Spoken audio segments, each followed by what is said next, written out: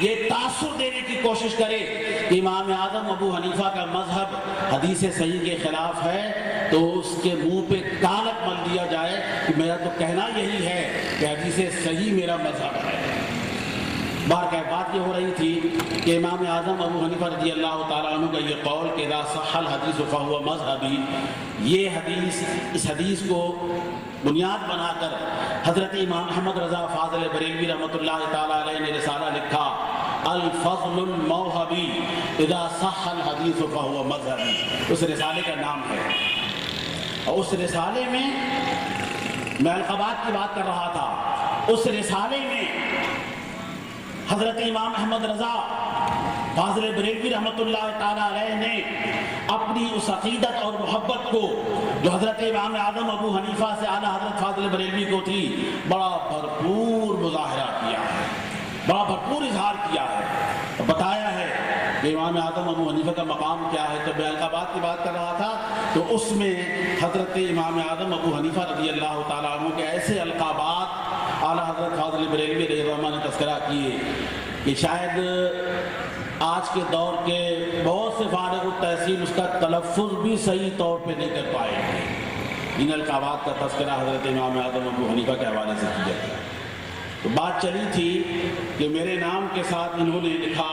وکیل احناف۔ یہ وکیل احناف کا مطلب یہ ہے، معنی یہ ہے، خاص طور پر اس شخص کے لیے کہا جا سکتا ہے جو حدیث شریف پڑھاتا ہو۔ امام اعظم ابو حنیفہ رضی اللہ تعالی عنہ کا پورا مذہب حنفی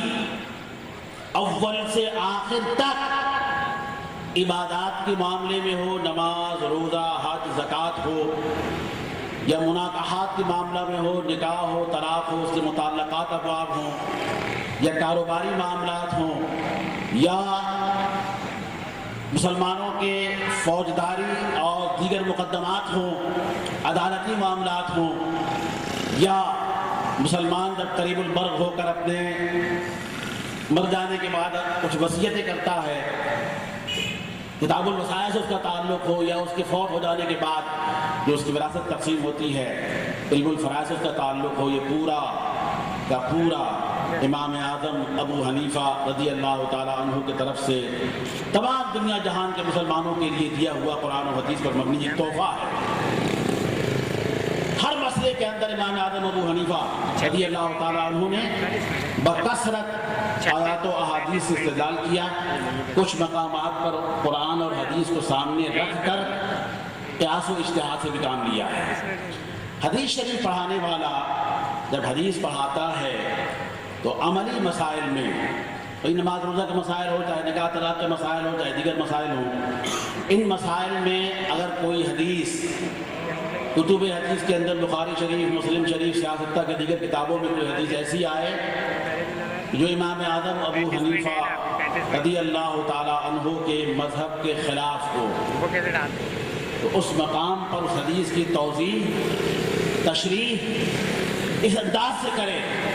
اس انداز سے اس حدیث کو پڑھائے، اس کی وضاحت کرے کہ حضرت امام اعظم